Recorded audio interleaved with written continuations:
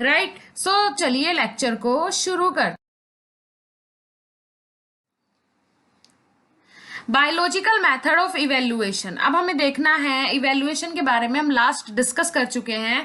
अब हमें देखना है बायोलॉजिकल मेथड इवेल्युएशन का क्या होता है। अब इवेल्युएशन का मतलब मैं फिर से आपको रिपीट कर देती हूँ। इवेल्युएशन का मतलब क्या होता है? किसी भी चीज का पता करना, ठीक है, उसकी जानकारी लेना कि उसमें कोई अडल्टेंट तो यूज नहीं है। अडल्टेंट मीन्स उसमें कोई अडल्ट्रेशन प्रोसेस तो नहीं हुई है, सब्स्टिट्यूशन तो यूज नहीं हुए हैं। तो ये सारी चीजें आ जाती हैं आपकी इवेल्युएशन में, राइट। इवेल्युएशन क्या होता है? किसी भी चीज को इवेल्युएट करना, उसका पता करना कि वो कितने परसेंट प्योर है और कितने परसेंट उसमें इम्प्योर जो सब्सटेंसेस हैं वो यूज हुए हुए, राइट। जैसे कि in this method the experimentation is carried on biological system therefore living organism. जो बायोलॉजिकल मेथड होता है इवेल्युएशन का, इसमें क्या यूज होता है? इसमें लिविंग ऑर्गेनिज्म के ऊपर एक्सपेरिमेंट करके देखा जाता है। जैसे कि एग्जांपल आप ले सकते हैं लिविंग ऑर्गेनिज्म।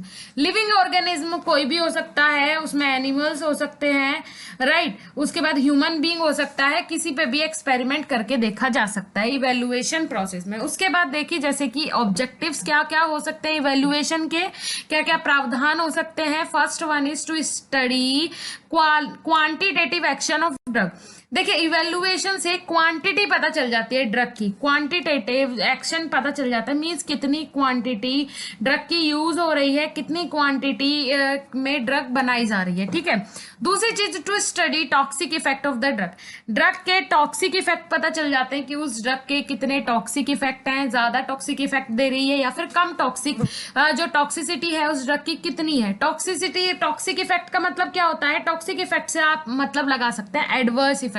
जो क्या, जो हम जैसे आपने सर के दर्द की गोली दी है तो वो सर के दर्द को ही सही करे, ऐसा ना हो कि वो पेट में दर्द कर दे, राइट। टॉक्सिक इफेक्ट का मतलब होता है कि पॉइजन ना बॉडी के अंदर बना दे, जैसे आपको एलर्जिक रिएक्शन देखने को मिलती है, हाइपर सेंसिटिव ना हो जाए आपकी बॉडी, तो ये सारी चीजें आ जाती हैं टॉक्सिक इफेक्ट में। Next one is to study synergistic effect और एंटागोनिस्ट इफेक्ट ऑफ ड्रग। अब देखिए जो इवेल्युएशन का मेथड होता है बायोलॉजिकल मेथड, इसमें ड्रग का सिनर्जेस्टिक इफेक्ट देखा जाता है। What is the meaning of synergistic effect? देखिए सिनर्जेस्टिक इफेक्ट कब देखने को मिलता है? जैसे कि कोई भी ड्रग आप ले रहे हैं, आप किसी भी फिजिशियन के पास जाइए, कोई भी डिसीज हो आपको, तो क्या वो एक ड्रग देता है, एक सिंगल ड्रग, कि आपको एक गोली दे दी उसने तो और बोल दिया कि ठीक है इससे आप सही हो जाओगे? ऐसा कभी हुआ है? नहीं हुआ होगा। कम से कम 2 से 3 ड्रग का कॉम्बिनेशन जो डॉक्टर्स होते हैं वो देते ही हैं। सो सिनर्जिस्टिक इफेक्ट का मतलब होता है कि ड्रग का एक दूसरे के साथ तालमेल कैसा है, ये मेथड कहलाता है सिनर्जिस्टिक इफेक्ट। देन उसके बाद एंटागोनिस्ट इफेक्ट। अब एंटागोनिस्ट इफेक्ट क्या कहलाता है? मीन्स उसका कोई अपोजिट इफेक्ट तो देखने को नहीं मिल रहा है ड्रग का। इन सब चीजों का इवेल्युएशन किया जाता है बायोलॉजी मेथड ऑफ इवेल्युएशन में। Next one is depending upon experimental animals biological method can be believed as follows. अब देखिए जो एक्सपेरिमेंटल मेथड होते हैं, जो एक्सपेरिमेंटल एनिमल्स होते हैं, उनमें जो बायोलॉजिकल मेथड किन किन चीजों पे बिलीव करता है, जैसे कि बायो एसे। अब what is the meaning of bioassay? देखिए सबसे पहले मैं आपको क्लियर कर दूं कि बायो एसे का मीनिंग क्या होता है। बायो एसे का मीनिंग होता है जैसे आपकी कोई स्टैंडर्ड ड्रग है, राइट, कोई भी स्टैंडर्ड ड्रग आप ले लीजिए, कोई भी जैसे इंडियन फार्माकोपिया है, उसके अंदर कोई से भी कोई भी आप ड्रग कंपाउंड ले लिया आपने, जो किस पे इफेक्ट दे रहा है, जैसे कि आपने कोई कैंसरस ड्रग ली, राइट, और आपने क्रूड ड्रग जो है उसमें विनक्रिस्टिन और vinblastine anti cancerous as a anti cancerous agent माने जाते हैं, ठीक है, विनक्रिस्टिन और विनब्लास्टिन। जो स्टैंडर्ड ड्रग होगी कैंसर के लिए और जो वो आईपी में या किसी भी रेफरेंस बुक में दी हुई होगी, किसी भी स्टैंडर्ड बुक में दी होगी, तो आप उससे उसका कंपैरिजन करेंगे कि जो वो ड्रग स्टैंडर्ड ड्रग है उसके अकॉर्डिंग, उससे अगर कंपेयर किया जाए तो जो आपकी ड्रग है, जो आपने आइसोलेट की है या फिर जिसका आपने अभी इन्वेंशन किया है, जो आपको अभी मिली है, उससे आप उसे क्या करेंगे, दोनों को कोरिलेट करके देखेंगे एक साथ। कोरिलेट करने के बाद ये पता चल जाएगा कि हाँ, मतलब बोल सकते हैं बायो एसे का मतलब होता है किसी भी स्टैंडर्ड चीज से, किसी भी नॉर्मल जिसका भी इन्वेंशन हुआ है या फिर कोई न्यू चीज, कोई भी न्यू ड्रग है, उसे एक स्टैंडर्ड ड्रग से दोनों का कंपैरिजन करके देखा जाता है कि कितने परसेंट उनकी जो प्रॉपर्टीज हैं वो एक साथ मेल खा रही हैं, इसी मेथड को बोलते हैं बायोअसे। देखिए अब देख लेते हैं। The estimation of potential of active constituent of crude drug by means of the its effect on living organism is called as bioassay. देखिए क्या देखा जाता है, पोटेंशियल देखी जाती है, एस्टिमेट किया जाता है कि कितनी पोटेंशियल वो जो एक्टिव कॉन्स्टिट्यूएंट है जिसका आप बायोअसे कर रहे हैं वो बॉडी के ऊपर कितने % क्या दे रहा है, इफेक्ट दे रहा है, वही कहलाता है bioassay. The bioassay can be studied using experimental animal और isolated tissue, example heart and blood vessels of frog, eye, rabbit, respiration dog. देखिए ये जब एक्सपेरिमेंटल मेथड किया जाता है इवेल्युएट करने के लिए, पता करने के लिए किस पे, एनिमल्स पे, तो उसमें से हार्ट और ब्लड वेसल्स किसकी चेक की जाती है, एग्जांपल के तौर पे फ्रॉग की, राइट। एनिमल्स जो यूज होते हैं फॉर एक्सपेरिमेंटल के लिए, जैसे बायोअसे हम किसी भी ड्रग का कर रहे हैं तो मीन्स हम कंपैरिजन कर रहे हैं, तो हम क्या करके देखेंगे, जैसे हमने 2 फ्रॉग लिए, राइट, एक फ्रॉग को हमने जो स्टैंडर्ड ड्रग है वो दी और उसका इफेक्ट देखा, और दूसरे को जो अपनी आइसोलेटेड ड्रग है जिसका आप बायोअसे कर रहे हैं वो ड्रग उसे इंजेक्ट करवाई, फिर उन दोनों में डिफरेंस देखेंगे कि दोनों की जो ब्लड वेसल्स हैं उन पे क्या फर्क आ रहा है, हार्ट बीट जो है, हार्ट रेट जो है, दोनों में क्या डिफरेंस है, तो उससे डिफरेंस पता चल जाता है। जैसे कि आई, अगर किसी की आई पे एक्सपेरिमेंट करना हो किसी भी ड्रग का तो वो रैबिट की, रेस्पिरेशन के लिए डॉग का यूज किया जाता है फॉर एक्सपेरिमेंटल पर्पज, और उसके बाद the drug are administered in the above animal in a particular dilution with specific dose and the quantitative effect are observe, right. देखिए जो मैंने अभी आपको ऊपर बताया, ये जो एनिमल्स हैं इन्हें एक पर्टिकुलर डाइल्यूशन मीन्स एक पर्टिकुलर डोज दिया जाता है, राइट। जितना भी इनके लिए एक हम स्टैंडर्ड से मेजर करेंगे कि कितना उनके लिए डोज सही है, और जो मैक्सिमम डोज होता है वो इंजेक्ट करवाया जाता है, राइट। और उसके बाद देने के बाद एक स्पेसिफिक डोज जब उन्हें इंजेक्ट करवा दिया जाता है, एडमिनिस्ट्रेट करवा दिया जाता है, उसके बाद क्या देखा जाता है, क्वांटिटेटिव, कि कितनी क्वांटिटी में इफेक्ट जो स्टैंडर्ड ड्रग आपने दी है उसका इफेक्ट आ रहा है, ठीक है, कितना % आ रहा है, और जो आपने अपनी न्यू आइसोलेटेड जिसका बायोअसे करना चाह रहे हैं न्यू ड्रग का, उसकी क्वांटिटी देखेंगे कि वो कितने % इफेक्ट दे रही है, तो उससे क्या हो जाएगा, दोनों का कंपैरिजन हो जाएगा, दैट्स कॉल्ड बायोअसे। उसके बाद बैक्टीरियोलॉजिकल एसे मेथड। अब बैक्टीरियोलॉजिकल मेथड क्या होता है, एसे का ही बायोलॉजिकल जो एसे कर रहे हैं, बैक्टीरियोलॉजिकल एसे क्या होता है, इन this method the drug is evaluated by taking the action of drug on growth of bacteria observe. देखिए अगर जो भी इवेल्युएशन का जो मेथड होता है, राइट, ये क्या देखा जाता है कि जो ड्रग का एक्शन है वो बैक्टीरिया की ग्रोथ पे कितना इफेक्ट दे रहा है, राइट, बैक्टीरिया की ग्रोथ को कम कर रहा है या उस ड्रग को लेने के बाद बैक्टीरिया की ग्रोथ में कोई फर्क ही नहीं पड़ रहा, ये सारी चीजें इवेल्युएट की जाती है। इन this method a pure strain of micro organism is introduced in for surface. अब देखिए एक सफिशिएंट क्वांटिटी में माइक्रो ऑर्गेनिज्म का स्ट्रेन प्रिपेयर किया जाता है। अब माइक्रो ऑर्गेनिज्म स्ट्रेन क्या होता है, अगर आपको नहीं पता तो मैं बता देती हूँ। मीन्स माइक्रो ऑर्गेनिज्म, जैसे आपको जिसका भी ड्रग का बायोअसे करना है, राइट, या फिर आपको बायोअसे कर रहे हैं आप किसी भी ड्रग का, तो वो अगर किसी बैक्टीरिया के लिए कर रहे हैं कि हाँ वो किसी बैक्टीरिया को या फिर बैक्टीरियल इन्फेक्शन को ट्रीट करेगा बॉडी के अंदर जाने के बाद, तो उसमें क्या देखना पड़ेगा, पहले स्ट्रेन बनाना पड़ेगा माइक्रो ऑर्गेनिज्म का। माइक्रो ऑर्गेनिज्म का स्ट्रेन मतलब group of micro organism. Micro organism का आपको एक ग्रुप बनाना पड़ेगा पहले, फिर उस पे पूरा जो प्रोसेस है, जैसे लास्ट में एनिमल पे कर रहे थे क्योंकि वो क्या था, बायोलॉजिकल ऐसे कर रहे थे, यहाँ पे क्या कर रहे हैं, बैक्टीरियोलॉजिकल, तो यहाँ पे बैक्टीरिया की ग्रोथ पहले करवानी पड़ेगी। जो भी सफिशिएंट बैक्टीरिया के लिए, बॉडी के लिए आप जो ड्रग बना रहे हैं उसी टाइप के बैक्टीरिया के स्ट्रेन की ग्रोथ करानी पड़ेगी और उस पर मेथड अप्लाई करने पड़ेंगे। A series of transition of greater dilution are filled. उसके बाद जो भी डाइल्यूशन आपने बनाया है, जो भी आपने प्रिपरेशन बनाया उसे उसमें फिल कर देंगे।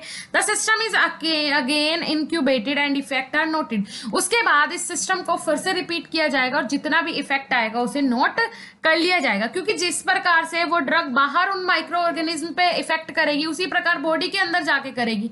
सेम मेथड उसके बाद merits advantages biological method of evaluation. अब एडवांटेजेस क्या क्या हो सकती है बायोलॉजिकल मेथड से इवेल्युएट करने की, right. Biological method of evaluation की मेरिट और एडवांटेजेस देखते हैं।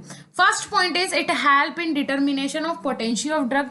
सबसे पहले जो ये बोल सकते हैं बायोलॉजिकल मेथड होता है इवेल्युएशन का, किसमें हेल्प करते हैं, determination of potency of drug. Drug की पोटेंशी को डिटरमाइन करने के लिए। पोटेंशी का मतलब क्या होता है, सबसे पहले समझने की यही जरूरत है। पोटेंशी का मतलब होता है जैसे कि आपने कोई ड्रग ली, राइट, जैसे पैरासीटामोल ली फीवर को कम करने के लिए, टेम्परेचर को बॉडी का कम करने के लिए पैरासीटामोल आपने ली, तो वो कितने परसेंट बॉडी के अंदर जाने के बाद वो अपना 90% इफेक्ट दे रही है, 95% इफेक्ट दे रही है। मतलब जिस प्रकार से वो आपकी बॉडी का टेम्परेचर कम करेगी उतना ही वो इफेक्ट दे रही है, सिंपल सी बात है, पता चल जाएगा। तो पोटेंशी का मतलब हो रहा होता है कि कितने परसेंट आप इनपुट ले रहे हैं और ड्रग आपको कितने परसेंट आउटपुट दे रही है, ये कहलाती है पोटेंशी, राइट। उसके बाद it give idea about quality of drug. दूसरी चीज बायो एसे से ये पता चल जाता है, इवेल्युएशन मेथड से ये पता चल जाता है कि क्वालिटी क्या है, ड्रग की जो क्वालिटी है वो कैसी है।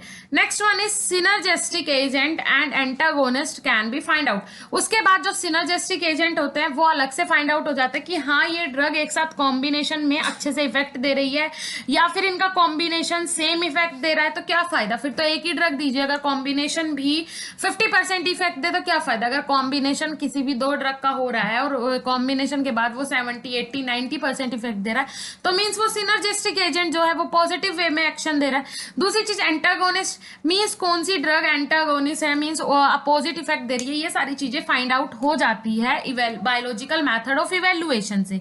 Next one is toxic effect of drug can be find out. Drug का टॉक्सिक इफेक्ट हम फाइंड आउट कर सकते हैं, राइट, कि कोई भी ड्रग बॉडी के अंदर जाने के बाद क्या कोई अपोजिट इफेक्ट तो नहीं दे रही है। Used when other method of evaluation can not B use. और ये मेथड जब यूज किया जा सकता है, बायोलॉजिकल मेथड तो इजीली कभी भी यूज कर सकते हैं जब कोई और मेथड यूज ना हो इवेल्युएशन का, उस जगह biological method of evaluation use किया जा। उसके बाद demerit disadvantages of biological method of evaluation. अब डीमेरिट्स और डिसएडवांटेजेस देखते हैं बायोलॉजिकल मेथड ऑफ इवेल्युएशन की कि क्या क्या डिसएडवांटेजेस हैं। First one is very complicated method. बहुत ज्यादा कॉम्प्लिकेटेड मेथड है, मीन्स इजीली इसे जैसे कि कॉम्प्लिकेशंस आ जाती हैं इसमें। जब हम ये मेथड अप्लाई करते हैं तो उसमें कभी कभी कंफ्यूजन क्रिएट हो जाती है, कभी कभी कॉम्प्लिकेशंस आ जाती है, तो बहुत ज्यादा कॉम्प्लिकेटेड मेथड है। Next one is costly method. दूसरी चीज कॉस्टली मेथड है, बहुत सारे इसमें कॉस्ट इन्वेस्ट होता है और क्या बोल सकते हैं, एक बोल सकते हैं कॉस्ट फ्रेंडली मेथड नहीं है। टाइम कंज्यूमिंग मेथड, बहुत ज्यादा टाइम यूज होता है इस मेथड को अप्लाई करने के लिए। Fourth point is does not given an idea about morphological, physical और chemical properties of drug. Yes, अगर आप बायोलॉजिकल मेथड यूज कर रहे हैं इवेल्युएशन का, तो ना तो मॉर्फोलॉजिकल प्रॉपर्टी का पता चलेगा, राइट, कि मॉर्फोलॉजी क्या है, जो कंपाउंड का आप इवेल्युएशन कर रहे हैं उसकी मॉर्फोलॉजी मींस बाहरी संरचना क्या है, फिजिकल प्रॉपर्टी का पता नहीं चलेगा, मींस जैसे कि उसका पीएच कितना है या फिर उसकी और फिजिकल स्टेबिलिटी, सोल्यूबिलिटी, ये सारी चीजें नहीं पता कर सकते। केमिकल प्रॉपर्टीज की किसके साथ मिलने के बाद ये एडवर्स इफेक्ट दे सकती है, किसके साथ मिलने के बाद ये टॉक्सिक इफेक्ट दे सकती है, किसके से रिएक्ट करने के बाद इसकी पोटेंशियल और ज्यादा इंक्रीज हो जाएगी, इसका आइडिया भी नहीं लगाया जा सकता। उसके बाद फिफ्थ पॉइंट है skilled person is required for experimentation. दूसरी चीज है कि स्किल्ड पर्सन मींस एक एक्सपीरियंस पर्सन जिसे इस चीज की नॉलेज हो, वो ही ये बायोलॉजिकल मेथड ऑफ इवेल्युएशन करने के लिए एक स्किल्ड पर्सन की रिक्वायरमेंट होती है। Next one is animals are required for experimentation.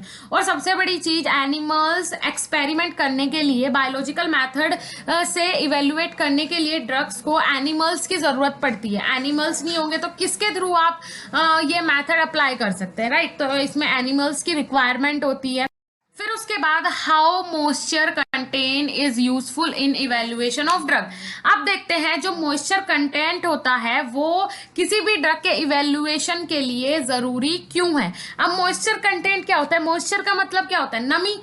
किसी भी ड्रग के अंदर नमी का होना जरूरी है एक हद तक, राइट मीन्स कुछ क्वांटिटी ऑफ मॉइस्चर जरूरी है ड्रग को स्टेबल रखने के लिए, लेकिन वही मॉइस्चर अगर ज्यादा हो जाए तो ड्रग बहुत जल्दी डिग्रेड हो जाती है। बोलते हैं ना कि अगर मॉइस्चर आ जाएगा ड्रग में तो वो डिग्रेड हो जाएगी, लेकिन कुछ क्वांटिटी में कुछ ड्रग्स के अंदर मॉइस्चर बहुत ज्यादा जरूरी होता है। अब देखिए इवेल्युएशन के लिए मॉइस्चर कैसे जरूरी है। Moisture content means amount of water content present in the drug. Moisture का मतलब क्या होता है? मॉइस्चर कंटेंट मतलब कुछ क्वांटिटी में वाटर का प्रेजेंट रहना किसके अंदर? ड्रग के अंदर। ये मतलब होता है मॉइस्चर का। Water is essential component of living organism but some drug are less stable in water. देखिए जो वाटर है वो एक एसेंशियल कंपोनेंट होता है किसी भी लिविंग ऑर्गेनिज्म के लिए। पानी के बिना जीवन असंभव है, तो पानी जो होता है वो बहुत जरूरी होता है लिविंग ऑर्गेनिज्म के लिए। बट कुछ जो ड्रग्स होती हैं, कुछ दवाइयां जो होती हैं वो लेस स्टेबल होती हैं वाटर के अंदर, राइट। बल्कि मैं तो बोलूंगी कि जैसे ही जिस भी ड्रग में मॉइस्चर आ जाएगा मतलब वो खराब हो जाएगी प्रिपरेशन के बाद। ये बात हो रही है प्रिपरेशन की। प्रिपरेशन में वाटर कंटेंट यूज होता है मोस्टली ड्रग के प्रिपरेशन में, लेकिन जब वो प्रिपेयर हो जाएगा, जब फाइनल प्रोडक्ट बन जाएगा उसके बाद उसमें मॉइस्चर कंटेंट नहीं आना चाहिए, राइट। क्योंकि बहुत सारी ऐसी ड्रग्स हैं जो लेस स्टेबल होती है, स्टेबल होती ही नहीं है वाटर के साथ। Next one is in case of moisture sensitive drug definite moisture is necessary. देखिए जो मॉइस्चर सेंसिटिव ड्रग होती हैं उनके अंदर क्या होना चाहिए? डेफिनेट मॉइस्चर जरूरी होता है। एक डेफिनेट क्वांटिटी में, मैंने जैसे बताया एक लिमिटेड क्वांटिटी में मॉइस्चर जरूरी होता है किसी भी ड्रग के अंदर, राइट। उसके बाद the moisture control is necessary to prevent the destruction of crude drug either due to chemical changes और due to microbial contamination, right. देखिए the moisture control is necessary to prevent the destruction of the crude drug. देखिए moisture होना चाहिए present, मैं last शुरू से बोलती भी आ रही हूँ, मॉइस्चर प्रेजेंट होना चाहिए लेकिन एक लिमिटेड क्वांटिटी में, राइट। एक डेफिनेट क्वांटिटी में होना चाहिए, ऐसा नहीं कि बहुत ज्यादा मॉइस्चर उसमें आ गया तो वो खराब हो जाएगी, राइट। उसके बाद either due to chemical change और ड्यू टू माइक्रोबियल कंटामिनेशन, क्योंकि अगर ज्यादा मॉइस्चर हो जाएगा ड्रग के अंदर तो उसमें माइक्रोबियल कंटामिनेशन होने के 100% चांसेस होते हैं। और मॉइस्चर अगर ड्रग में प्रिपरेशन के बाद ज्यादा मॉइस्चर कंटेंट हो जाए तो उसमें केमिकल रिएक्शंस होने के चांसेस रहते हैं और माइक्रोबियल कंटामिनेशन के भी चांसेस रहते हैं। मीन्स माइक्रोबियल बैक्टीरिया उसमें ग्रोथ कर सकते हैं, माइक्रो ऑर्गेनिज्म ग्रोथ कर सकते हैं, दूसरी चीजें केमिकल रिएक्शंस हो सकती हैं, राइट।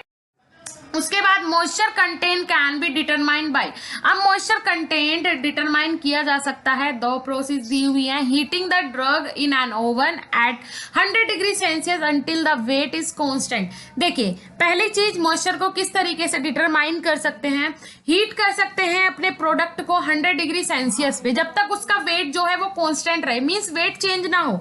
जैसे कोई आप 500 mg की कोई ड्रग है, 500 mg का कोई कंपाउंड है या फिर कितना भी क्वांटिटी ले सकते हैं, उसे आपको जब तक हीट करना है जब तक उसकी क्वांटिटी में चेंज ना आए, ठीक है। वेट उसका उतना ही रहना चाहिए जब तक कांस्टेंट है वेट, मींस आप उसे क्या हीट कर सकते हैं। Next one is Karl Fischer reagent is used to determine moisture content. उसके बाद एक रिएजेंट कैरल फिशर नाम का एक रिएजेंट है, उसे यूज कर सकते हैं मॉइस्चर कंटेंट को डिटरमाइन करने के लिए किसी भी ड्रग के अंदर, राइट। बाद ऐश वैल्यू। अब ऐश वैल्यू क्या होती है? देखिए ऐश वैल्यू मैं आपको पहले समझा देती हूँ। ऐश वैल्यू का मतलब होता है सब सारी प्रोसेस हो जाती है कंप्लीट, उसके बाद ऐश वैल्यू चेक की जाती है किसी भी ड्रग की, right, to help determining the quality and purity of drug in powder form. देखिए ड्रग्स अब पूरी तरीके से कंप्लीटली प्रिपेयर हो जाती है और पाउडर फॉर्म में जो ड्रग्स रहती हैं, ठीक है, उनकी क्वालिटी, क्वांटिटी और प्योरिटी चेक करने के लिए ऐश वैल्यू का नाम दिया गया है। क्वालिटी, क्वांटिटी और प्योरिटी जब लास्ट में कोई भी ड्रग का प्रिपरेशन हो जाता है वो पाउडर फॉर्म में होगा। जैसे कि ऐश इज अ रेजिड्यू, ये एक रेजिड्यू होता है। रेजिड्यू का मतलब जो आपको नीचे से मिले, जैसे रेजिड्यू आप इसे आप प्रेसिपिटेशन भी बोल सकते हैं। रेजिड्यू मतलब एक तरीके से आप पाउडर फॉर्म में ले लीजिए इकट्ठा हुआ compound. After complete ignition of drug, जब पूरी प्रोसेस हो जाए कंप्लीट ड्रग की, उसके बाद ऐश वैल्यू चेक होती है।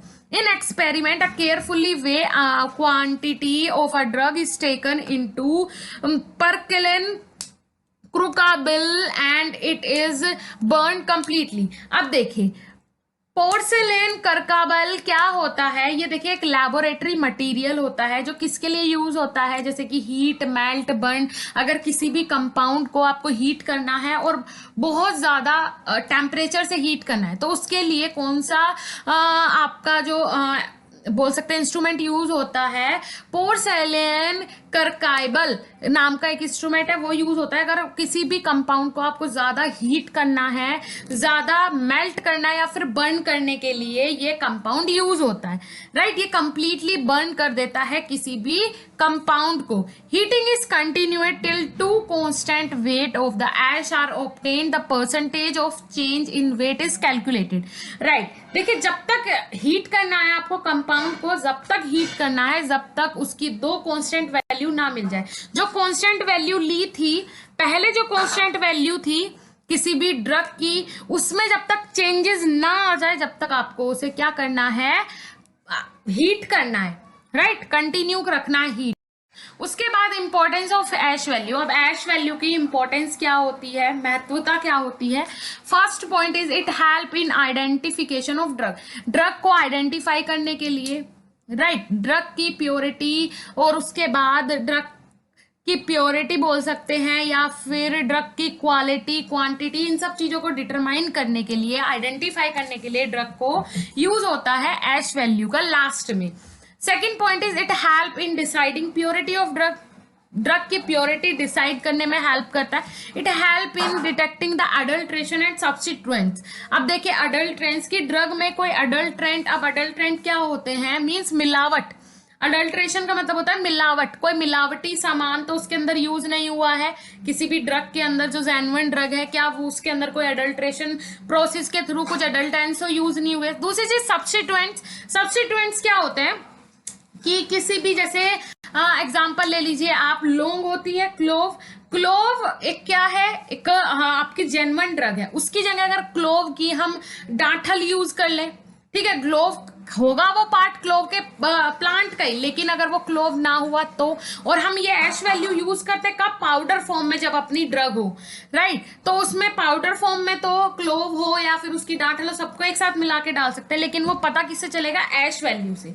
राइट, उसके बाद एसिड इनसोल्यूबल ऐश। अब एसिड इनसोल्यूबल ऐश क्या होता है, it is the percentage of ash which is insoluble in dilute HCl। देखिए एसिड इनसोल्यूबल ऐश क्या होता है, ऐसे कंपाउंड्स जो किसके अंदर, मींस अपने हाइड्रोक्लोरिक एसिड या फिर किसी भी एसिड के अंदर इनसोल्यूबल हो, उसकी परसेंटेज काउंट करने के लिए एसिड इनसोल्यूबल ASH यूज होता है। उसके बाद water soluble ash. When above observation fail, the ash is treated with water and percentage of water soluble ash is calculated. देखिए जब ये एसिड इनसोल्यूबल ऐश वाली जो प्रोसेस होती है, अगर ये काम ना करे तो उस टाइम क्या यूज होता है, क्या वाटर सोल्यूबल ऐश का यूज होता है, वाटर की हेल्प से ऐश वैल्यू कैलकुलेट की जाती है। उसके बाद how extractive value are helpful in drug evaluation. अब देखिए एक्सट्रैक्टिव वैल्यू, किसी भी कंपाउंड की एक्सट्रैक्टिव वैल्यू कैसे हेल्प करती है ड्रग को इवेल्युएट करने में, ड्रग की प्योरिटी, क्वांटिटी और क्वालिटी चेक करने में। जैसे कि extraction of drug is done with solvent such as water, alcohol, ether. अब देखिए ड्रग का एक्सट्रैक्ट जो निकालते हैं, ड्रग के एक्सट्रैक्शन के लिए अलग अलग सॉल्वेंट्स यूज हो सकते हैं। ठीक है, ड्रग का जब एक्सट्रैक्ट निकालते हैं, कोई भी ड्रग, आप एलोवेरा ले लीजिए, एलोवेरा आपने घर में देखा होगा, उसका एक्सट्रैक्ट आप कैसे निकालते हैं, क्या चीज यूज करते हैं, हाथ से तो नहीं निकाल लेते, 2-3 कंपाउंड यूज करते हैं। अगर आप घर में नॉर्मली निकाल रहे हैं तो आप नाइफ लेंगे, नाइफ के थ्रू उसके अंदर का एक्सट्रैक्ट पूरा बाहर निकालेंगे। राइट, उसके बाद आपको जो जो चीजें चाहिए होती हैं वो सब किस में आ जाएंगी, पूरा आपका एक्सट्रैक्शन मेथड में आ जाएगी। Right, extractive value are important in identification of drug and determination of purity of drug. Right, देखिए ड्रग की प्योरिटी और ड्रग मींस किस ड्रग की आइडेंटिफिकेशन, ये सारी चीजें बताने में सबसे पहले क्या हमें एक्सट्रैक्ट चाहिए होता है किसी भी ड्रग का। अगर कोई भी, जैसे विनका है, विनका एल्केलॉइड्स ले लीजिए, उसमें विनक्रिस्टिन, विनब्लास्टिन, जो 2 केमिकल प्रेजेंट होते हैं वो क्या है, विनका एल्केलॉइड्स के एक्सट्रैक्ट हैं वो जो हमने बाहर निकाला, जो हमारे लिए यूजफुल था, हमने उन्हें बाहर निकाले, एक्सट्रैक्ट आउट कर लिया, राइट, वो हमारे लिए यूजफुल है, हम उसे यूज करेंगे। तो आधी चीजें तो जब हम वो एक्सट्रैक्ट निकालते हैं तो ड्रग की आइडेंटिफिकेशन तो वहीं पे हो जाती है, या फिर डिटरमाइन प्योरिटी, ड्रग की प्योरिटी हम उसे देख के या फिर उस पर कोई एक्सपेरिमेंटल टेस्ट करके हम पता कर सकते हैं। जैसे कि first one is water soluble extractive value.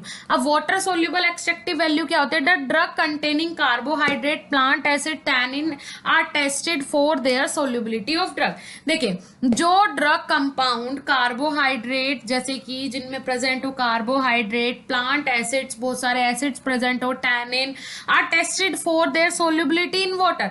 तो वो किस तरीके से टेस्ट किए जाते हैं? क्योंकि वो सोल्यूबल होते हैं वाटर के अंदर, तो ये वाटर के साथ इनकी सोल्यूबिलिटी चेक करके एक्सट्रैक्ट आउट किया जाता है। उसके बाद second, alcohol soluble extractive value. The drug containing alkaloids, जो ड्रग्स एल्केलॉइड्स कंटेन करती है, resin, glycoside, are tested for their solubility in 90% alcohol.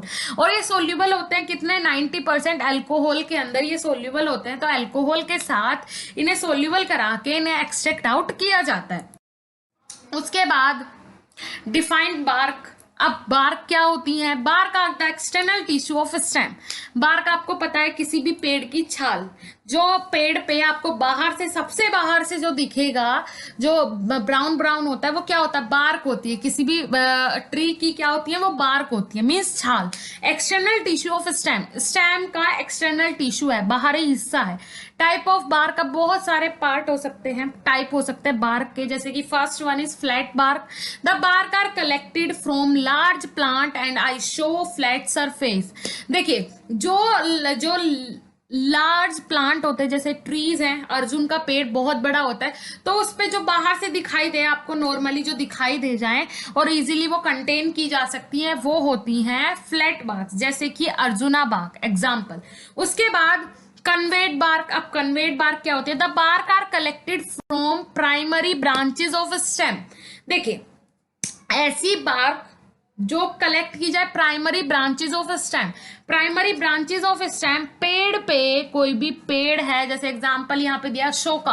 Ashoka का जो ट्री है, उस पे जो स्टेम्स है, मीन्स जो उसकी ढालियां हैं, उन पे जो सबसे पहले, प्राइमरी मतलब जो सबसे पहले बार्क आई होगी, सबसे पहला जो बार्क आई होंगी, वो कहलाती हैं कन्वेड बार्क्स, राइट। जो primary branches of stem, stem की प्राइमरी ब्रांचेस मतलब शुरुआत में जो स्टेम के ऊपर जो बार्क आती है, मीन्स पेड़ की छाल सबसे शुरुआत में जो आई होगी, वो अगर कलेक्ट करते हैं तो वो कहलाती है conveyed bark.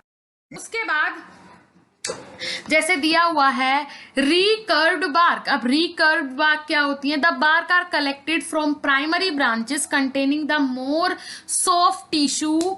The shape can be explain as connectivity of the external surface. Example हो सकता है करची। देखिए, अब क्या होता है रिकर्व्ड बार्क? रिकर्व्ड बार्क मतलब जो बार्क कलेक्ट की जाए प्राइमरी ब्रांचेस से, ठीक है, प्राइमरी ब्रांचेस से वो बार्क कलेक्ट की जाती है। उसके बाद जो सॉफ्ट टिश्यू दोबारा से जनरेट होते हैं, बार्क के दोबारा से बनते हैं, ठीक है, तो दोबारा से बनने के बाद फिर से बार्क बनेगी, तो वो कलेक्ट अगर आप करते हैं तो वो कहलाते हैं क्या? रिकर्व्ड बार्क्स, राइट। जैसे कि एग्जांपल हो सकता है कुर्ची। उसके बाद आ जाते हैं चैनल्ड बार्क। अब चैनल्ड बार्क क्या होते हैं? The bark are collected from secondary branches of the stem. The curvature is more but the end are not meeting each other. अब देखिए, सेकेंडरी बार्क, यहाँ पे बात हो रही है चैनल्ड बार्क क्या होती हैं? जो सेकेंडरी मीन्स प्राइमरी के बाद जो दूसरी बार्क आएंगी, मेनली सॉफ्ट टिश्यू के बिना। देखिए, यहाँ पे रिकर्व्ड बार्क में जो दोबारा से जो बार्क आ रही थी, वो किसके साथ थी? सॉफ्ट टिश्यू के बाद, लेकिन वो फिर से कंटेन कर ली गई, फिर से उन्हें वहां से निकाल लिया गया। अब उसके बाद जो बार्क आएंगी वो कहलाएंगी चैनल्ड बार्क, राइट। एग्जाम्पल हो सकता है कैस्कारा। उसके बाद आ जाते हैं डबल क्विल्ड बार्क। अब डबल्ड क्विल्ड बार्क क्या होती है? Two end of bark are quilled. जब दो एंड, कोई भी दो सिरे बार्क के, पेड़ की छाल के एक दूसरे से अटैच होते हैं, एक दूसरे से मिले हुए होते हैं, उस टाइप की बार्क को बोलते हैं डबल क्विल्ड बार्क, राइट। कभी कभी इन रेयर केसेस सेस्कारा जो होता है, कभी कभी उसकी बार्क जो देखने को मिलती है वो ऐसी देखने को मिलती है कि एक सिरा दूसरे सिरे से जुड़ा हुआ हो, लेकिन ये रेयर केसेस में होता है। उसके बाद देखते हैं फ्रैक्चर्स। फ्रैक्चर्स मैं आपको काफी बार बता चुकी हूँ। फ्रैक्चर क्या होता है, बार्क देखी है आपने, पेड़ की छाल देखी है नॉर्मली, तो उसमें बाहर से आपको दिखाई देता है जैसे वेन्स होती है ना अपनी, इस टाइप की तरेड़ दिखाई देती है, बीच में गैप होता है थोड़ा थोड़ा, किसी में किसी प्रकार का होता है, किसी में थोड़ा होता है, किसी में ज्यादा दिखाई देता है किसी पेड़ की छाल में। सो यही होता है fracture. Fracture are the transverse broken surface of the bark, right. Bark का जो ट्रांसवर्स ब्रोकन सरफेस होता है, मींस उसमें बीच में आपको दिखाई देता होगा थोड़ा सा कि बीच में से तरेड़ तरेड़ आई रहती है बार्क में, तो वही कहलाता है फ्रैक्चर। अब टाइप ऑफ फ्रैक्चर, फ्रैक्चर के टाइप कितने होते हैं? First one is short fracture, the surface is smooth. देखिए शॉर्ट फ्रैक्चर क्या होता है, जिसका सरफेस स्मूथ हो, ऐसी बार्क जो स्मूथ हो। अब ऐसा तो नहीं है सभी बार्क जो होती हैं किसी भी पेड़ की वो सबकी हार्ड ही हो, स्मूथ भी होती हैं बहुत सारे पेड़ की। जो बड़े बड़े पेड़ होते हैं, जो बड़े बड़े प्लांट होते हैं, उनकी बार्क जो होती है वो हार्ड होती है, लेकिन जो छोटे प्लांट्स होते हैं उनकी बार्क बहुत ज्यादा स्मूथ होती है। तो जो फ्रैक्चर स्मूथ बार्क में देखने को आपको मिलेंगे वो कहलाएंगे शॉर्ट फ्रैक्चर, जैसे कि कुर्सी बार्क, ठीक है, कुर्सी बार्क। उसके बाद है ग्रेन्युलर फ्रैक्चर। अब ग्रेन्युलर फ्रैक्चर क्या होता है? The surface show small circular elevations. अब देखिए जो ऐसी बार्क मतलब ऐसा ब्रोकन ऑफ बार्क जो कैसा सर्कुलर एलिवेशन दिखाए, स्मॉल सर्कुलेशन एलिवेशन शो हो जिन बार्क के अंदर एज अ फ्रैक्चर, वो कहलाता है ग्रेन्युलर फ्रैक्चर। जैसे कि एग्जांपल हो सकता है वाइल्ड चेरी बार्क, राइट। तो आपको फ्रैक्चर में भी समझ में आएगा। देखिए किसी किसी प्लांट में आपको देखने को मिलेगा राउंड राउंड शेप में, जो बीच में गैप होता है बार्क के, वो राउंड राउंड शेप में आपको देखने को मिलेगा। आप कभी भी कोई भी प्लांट लीजिएगा, सबकी बार्क प्रेजेंट होती है, सबकी बार्क में फ्रैक्चर होता है, किसी में स्मॉल होता है, किसी में लार्ज होता है, किसी में शॉर्ट होता है, पर होता सब में, किसी में सर्कुलर होता है, किसी में राउंड शेप का होता है, किसी में ओवल शेप का होता है, लेकिन सब में फ्रैक्चर प्रेजेंट होता है, राइट। उसके बाद फाइब्रस फ्रैक्चर। अब फाइब्रस फ्रैक्चर क्या होता है? Fibre like material project out on breaking the drug. देखिए अब कोई भी फाइबर लाइक मटेरियल, जैसे कि फाइबर के मटेरियल्स होते हैं, फाइबर के आपने पदार्थ देखे होंगे जितने भी फाइबर के बने हुए होते हैं, उस टाइप का ब्रेकिंग द ड्रग, ऐसा फ्रैक्चर देखने को मिलेगा उनके ऊपर। जिस टाइप के फाइबर्स के कंपाउंड्स होते हैं, ऐसा कुछ आपको देखने को मिलेगा। मतलब मीन्स बोल सकते हैं कुछ अलग टाइप का ये फ्रैक्चर होगा, फ्लैट नहीं होगा, उसके बाद ओवल शेप में नहीं होगा। ये अगर किसी अलग तरीके से शो हो रहा है तो वो कहलाएगा फाइब्रस फ्रैक्चर। जैसे कि एग्जाम्पल आपने देखा है, जिंजर आपके घर में रहता है, उसकी जिंजर अभी उठा के देखिए, उसके ऊपर जो लेयर होती है, उसकी बार्क जो होती है, उसमें किस टाइप का फ्रैक्चर होता है, राइट। सिंकोना हो सकता है। उसके बाद स्पेंसरी फ्रैक्चर, आज the surface show various level और स्टेप, एग्जाम्पल्स सिन्नामोन बार्क। अब देखिए जो सरफेस होता है इस टाइप की बार्क का, वो अलग अलग वेरियस लेवल्स शो करता है कि आज ऐसा है, उसके ऊपर फ्रैक्चर कल दूसरी टाइप का होगा, फिर तीसरी टाइप का होगा, अलग अलग टाइप के फ्रैक्चर शो होते हैं, वो कहलाता है स्पेंसरी फ्रैक्चर, राइट। उसके बाद लैमिनेटेड फ्रैक्चर। अब लैमिनेटेड फ्रैक्चर क्या होता है? The drug can not be broken in single plane. अब देखिए ये इस टाइप की ड्रग्स होती हैं, इस टाइप के कंपाउंड्स होते हैं जो सिंगल ब्रोकन नहीं, उनमें बहुत सारे एक साथ ही आपको बहुत सारे ब्रेक देखने को मिलेंगे, बहुत सारा सरफेस, बहुत सारा ब्रोकन मीन्स ब्रोकन एरिया देखने को मिलेगा किसी भी बार्क के ऊपर। मीन्स आपको ऐसा दिखेगा यहीं से जैसे बहुत सारे छोटे छोटे ब्रेक देखने को मिले, जैसे आपके हाथ में जो रेखाएं होती हैं, किसी किसी के हाथ में बहुत सारी प्रेजेंट होती है एक ही साथ, तो इसी टाइप का आपको एक ओवरव्यू देखने को मिलेगा लैमिनेटेड फ्रैक्चर का। जैसे कि एग्जांपल हो सकता है क्वेशिया रूट,